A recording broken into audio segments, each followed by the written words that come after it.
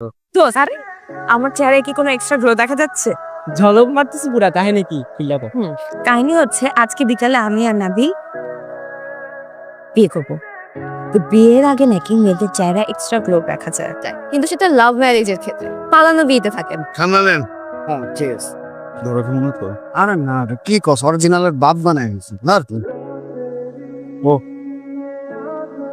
কাকা ভাবিরে বিয়ে করবে, ভাবি অরিজিনাল ডুপ্লিকেট বার্থ সার্টিফিকেট আছে, কাজে মাঝে কিন্তু সব রেডি আছে। হ্যালো, হাই, আমি কিন্তু সুপার এক্সাইটেড। ও গর্দ শুনে বোঝা যাচ্ছে না। আই ছেলে, তুমি এক্সাইটেড না? এক্সাইটেড না হলে এবং পিচ্ছি একটা মেয়ে পাল্লায় পরে এসব করি। আচ্ছা, এটা কথা মনে পড়লো, বার্থ সার্টিফিকেট তুলছো? জি, আমার হাতে। আজকে বিকাল 4টায় দেখা হচ্ছে। স্যার, লাগলে 100 টাকা বাড়া দিতেছে, বুঝছো? কিন্তু চাচাই যে কামটা করছে কোয়াটা করে আমাকে দিতে পারবে না বলতেছে। কাকা না বিষয়টা আপনাকে চাই পাবে। হ্যাঁ আমি লাগে আপনারে আরো 100 টাকা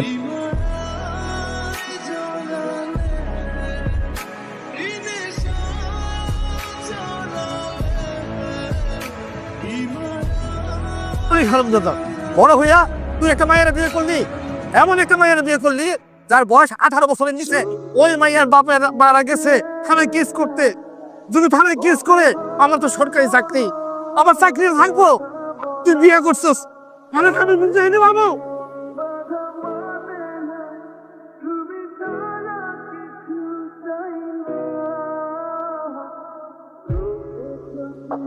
আমার একটু ভয় করে, হঠাৎ করে ফ্যামিলি জেনে গেলে বা কেউ জেনে গেলে অনেক ঝামেলা হবে। আর আগামী 1 বছর, তোমার 18 বছর না হওয়া পর্যন্ত আমরা এখন থেকে একটু কম যোগাযোগ করবো। ভয় পাচ্ছ? একটু আগে আঙ্কেল যেটা দেখলাম সেটা দেখে ভয় পেয়েছো? কিচ্ছু হবে না। আমি ওরকম নেই না যে ফ্যামিলির কথায় যে কারোর কথায় তোমাকে চেঞ্জ হয়ে যাবে। চলো, অপেক্ষা করছো, যাই।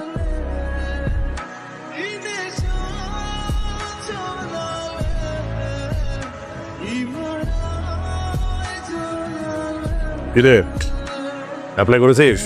যা পাওই অ্যাপ্লিকেন্ট অনেক বেশি। এত সোজা? চাকরি পাওয়া কি এতই সোজা মনে করিস তুই?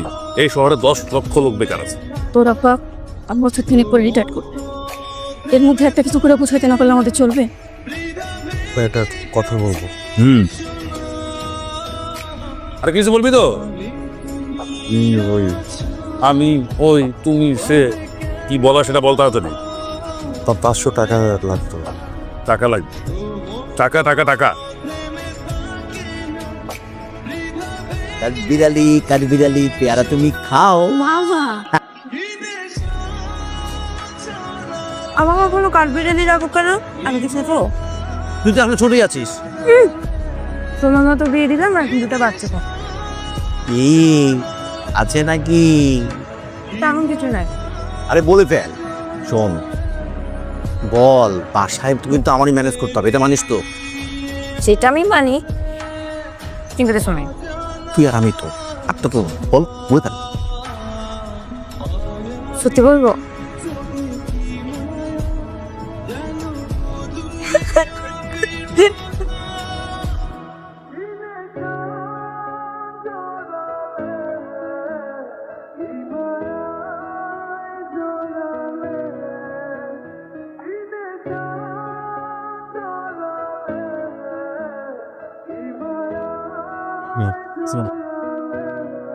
থাপ্পড়টা কিন্তু আমি তোমার দিকে দিয়েছি। দেখো, আমি ঘুরে পেশায় কথা বলা পছন্দ করবো। তোমার ফ্যামিলির ব্যাপারে আমি সব খোঁজ খবর নিয়েছি।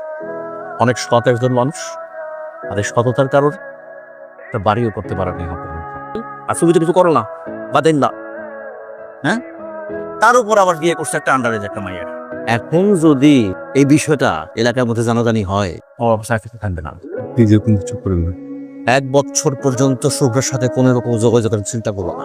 এই 1 বছরের মধ্যে চাকরি বাকরি জোগাড় করবা, সেটেল হবা। নেক্সট টাইম যদি তোমার বাড়ি নিচে আমার আসতে হয়, তাহলে কিন্তু থাপ্পড়টা করবে না। আমি তো ভাবতেই পারতেছি না, আমার তো মাথায় কিছু ঢুকতেছে না যে আমি তো মানুষের সামনে মুখই দেখাতে পারবো না।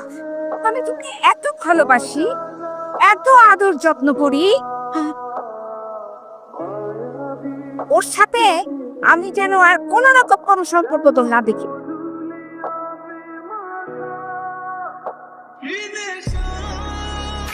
দৃষ্টি ভাইয়া। এখানে কি করিস? ক্লাস নেই আজকে? হ্যাঁ, আপনি ঠিক আছেন তো? কেন ভাইয়া, আপনার সুগার ডিভোর্স হয়নি? তুই কি মস্করা করার মানুষ তোর? হ্যাঁ, তুই কি আমার বয়সে? ভাইয়া ঠিক তো বলছি না তোর?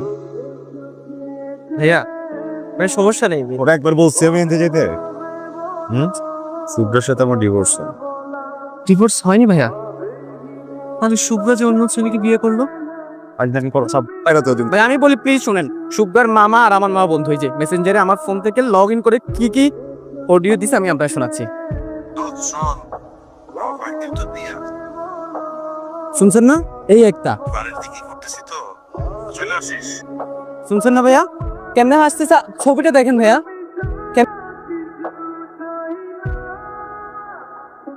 কথা বলছ কেন? কি হয়েছে তোর?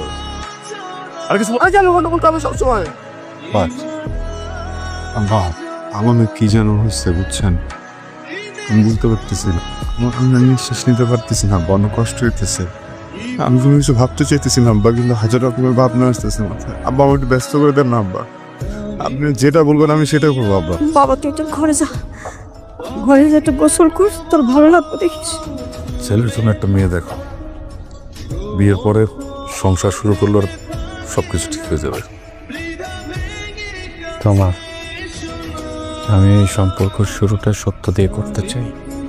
তুমি আমার জীবনের প্রথম মানুষ না, তোমার আগেও আমার জীবনে একটা মানুষ ছিল। তুমি আমার জীবনের প্রথম ওয়াইফও না, তোমার আগে ভালোবেসে আমি একটা মানুষকে বিয়ে করছিলাম।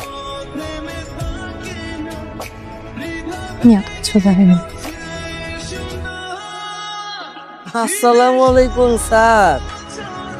আরে দোস্ত, কি অবস্থা তোর? আয়, কেমন আছো তুই? আমার আর খোঁজ খবর কে রাখে? এর কি করিস?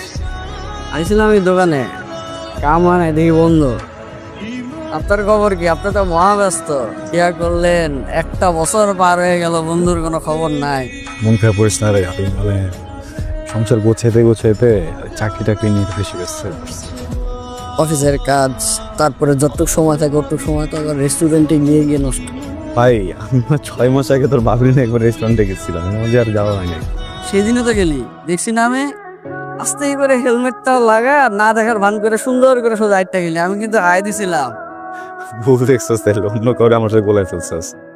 ভাবির আমি স্পষ্ট দেখছি তুইও লাগে আসিলি।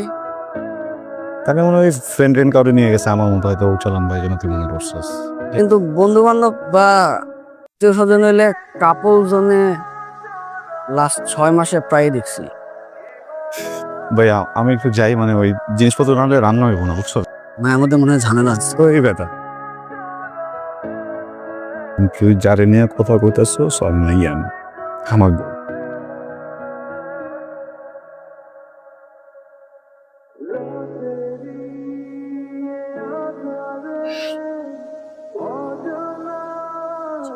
এটা কি? কি হয়েছে, এইভাবে ফেলতেছো কেন? কি এটা বলো তো? হ্যাঁ বুঝছিস আমি বলতাম। কি বলতো? কথা বলতেছে না কেন? খাবে বলছে তুমি, তুমি কনসেপ্ট করছো, এটা আমাকে বলে ইম্পর্টেন্ট মনে করো নাই? তুমি যে আমার বাচ্চা এমার্জেন্সি আসছো, তুমি আমার সাথে এইভাবে চিল্লায় কথা বলতে পারো না। আমি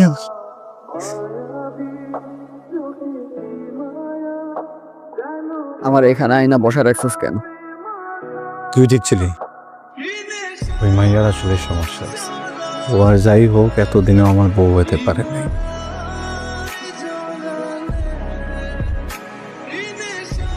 হ্যালো মামা। আমি যদি ভুল না করি আপনার সাথে আমার কোনো কাজ নেই। আপনি কেন আসছেন আমার সামনে? একটু প্লিজ আমার সাথে চল। প্রশ্নই আসে না, আপনি চলে যান এখান থেকে প্লিজ। আপনার আর আমার মাঝের বোঝাপড়া অনেক আগেই শেষ। প্লিজ নাবিল।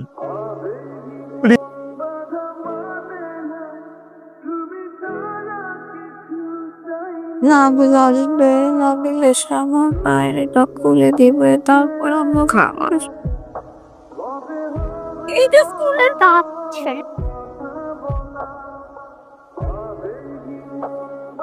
আমি খাবো না। একটু তোমার জামাই আসবে, আমার জামাই আমাকে একটু একদিন নিয়ে যাবে না।